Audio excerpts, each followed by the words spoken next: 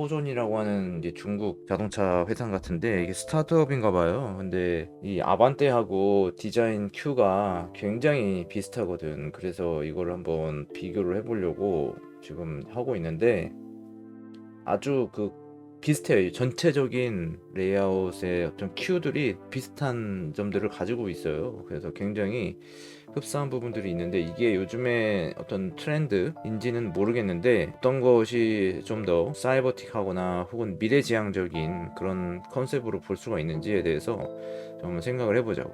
이 아반떼에서 굉장히 좀 불편했었던 그런 부분들이 있는데 파팅 라인들이 굉장히 불편했었거든요.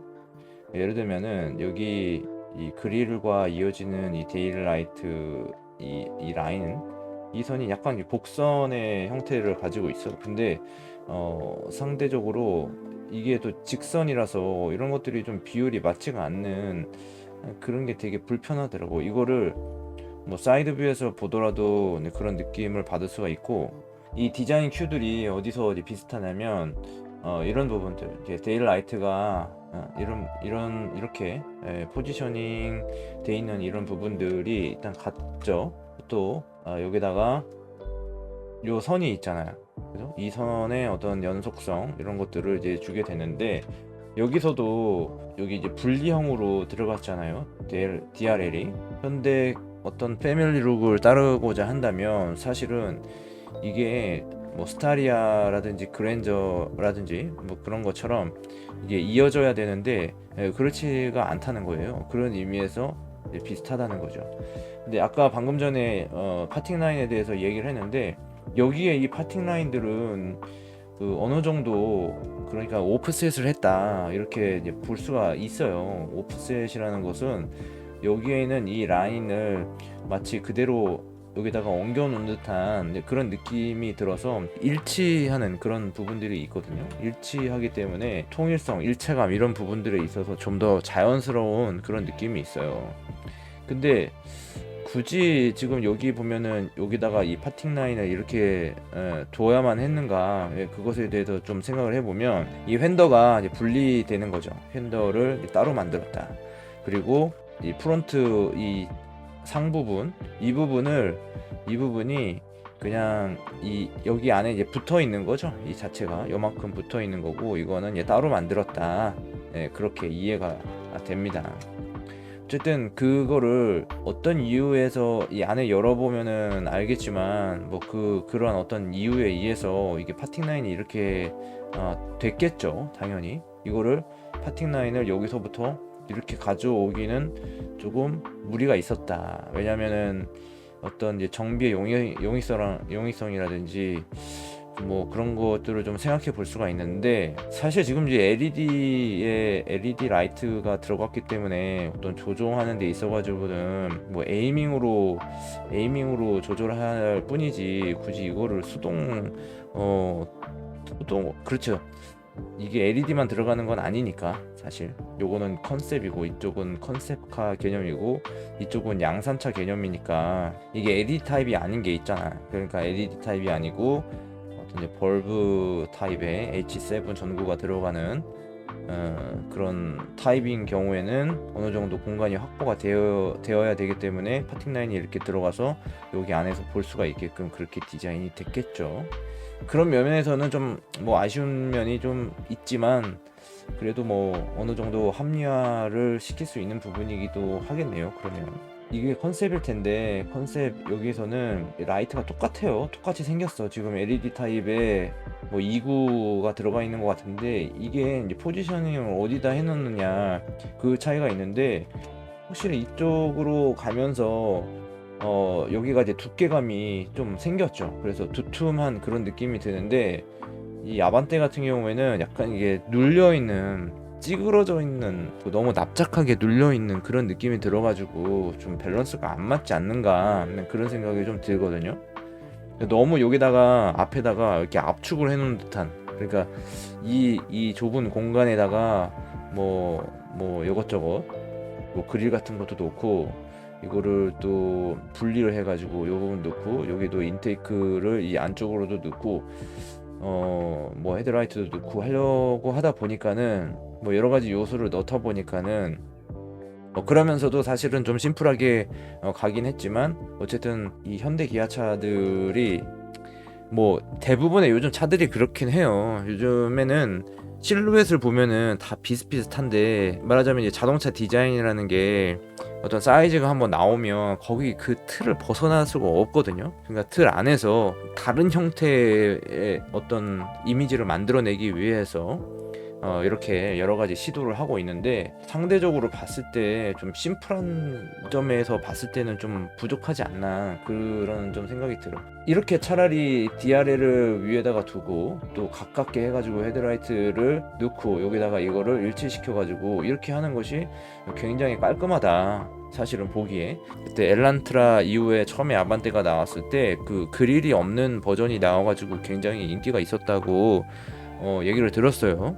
뭐 그런 거를 생각해 보자면은 여기도 뭐 그릴이 없어도 되게 재밌었을 것 같은데 그릴이 없어도 이런 옆에 여기처럼 그릴이 없어도 어떤 미래지향적인 그런 모습을 가질 수 있지 않았을까라는 그런 좀 뭐 생각을 해보게 되는데 요거를 리디자인을 통해 가지고 해볼 수도 있지만 뭐 굳이 건드려야 되나 싶기도 하고 그렇습니다.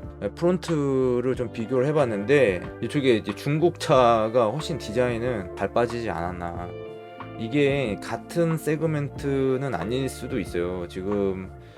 그런데 어쨌든 디자인 큐가 비슷하다 보니까 그거를 이제 비교를 한 거거든요. 사이드 뷰를 한번 비교를 해보겠습니다. 제가 지금 사이드 뷰를 보고 있는데 휠 베이스는 좀 비슷해 보이긴 해요. 휠 베이스의 어떤 차이 이런 것들은 뭐 크게 나타나지 않아요. 이게 준중형이나 중형이나 뭐 차이가 나면 날 수 있다 이렇게 보는데 우리가 그냥 이미지로만 봤을 때는 뭐 큰 차이가 난다 이렇게 보기는 좀 어려운데 어쨌든 전체적인 프로파일 아니면은 뭐 프로포션이랄까 뭐 이런 거를 봤을 때는 비슷해 보여요. 비율적으로는 봤을 때 뭐가 뭐 좋다 뭐 이렇게 얘기하기는 좀 그렇지만은 그린하우스의 밸런스나 자연스러움 뭐 그런 것들을 봤을 때 좀 더 이쪽 중국차가 더 좋아 보이는데 나는 디자인이 나는 이 아반떼의 어떤 부분들이 이제 마음에 안 드냐면 이런 부분들이에요. 이런 부분들 여기에 보면은 자 이런 부분들 그리고 이런 부분들 이 좀 모르겠어. 이게 너무 이게 좀 안 맞아.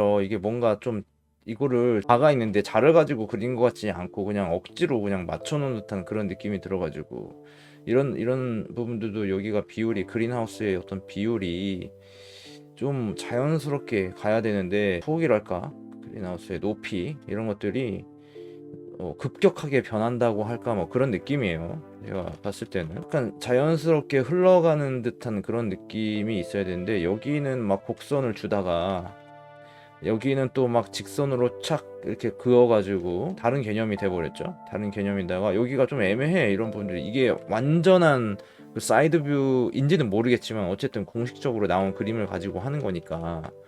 그리고 여기다 오다가 여기서 갑자기 또 이렇게 꺾여버려. 그래가지고 이게 이상하다. 느낌이 진짜 이상해요 진짜로. 그렇습니다. 거기다가 또 이런 부분들 이런 것들 뭐 이게 뭐 기술적으로 뭐 어렵다 뭐 그렇게 얘기하는데 굳이 어려운 거를 해가지고 이상하게 보일 필요는 없는데 이런 것들이 어떤 그 분위기를 모르겠어. 어떤 컨셉이 정확하게 뭘 의미하는 건지 모르겠는 그런 느낌이에요. 오히려 빈약해 보이는 되게 뭐랄까 근육질로 치면은 이게 마른 몸매에 근육이 좀씩 붙어 있는 뭐 그런 느낌이랄까?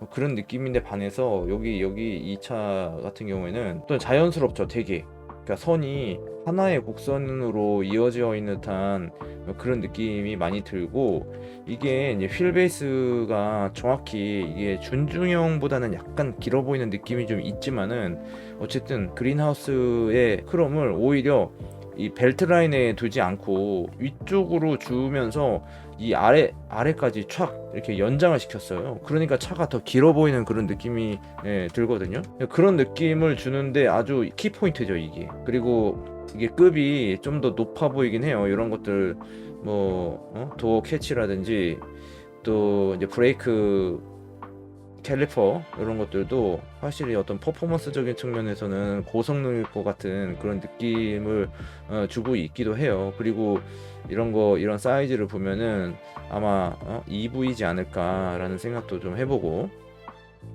어쨌든 이 비율적으로 봤을 때 이러한 비율로 갔으면은 더 재밌었을 것 같은데, 아반떼가 그래서 굉장히 아쉽게 느껴져요.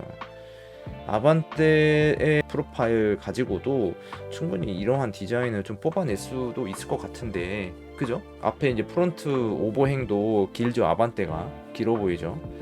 그래서 휠베이스가 상대적으로 짧아 보이는 듯한 그런 느낌을 주기도 합니다. 리어 오버행도 상당히 긴 편이에요. 근데 반면에 이쪽에 있는 차는 휠베이스가 좀 길다고 봐야 되는데, 이거는 정확히 비교를 해봐야 알겠지만 뭐 그렇게 많이 차이 나는 것 같지는 않기도 합니다. 어쨌든 자연스러운 면에서 봤을 때는 이쪽이 그린하우스가 확실히 좋다, 이 부분을 이야기하는 겁니다.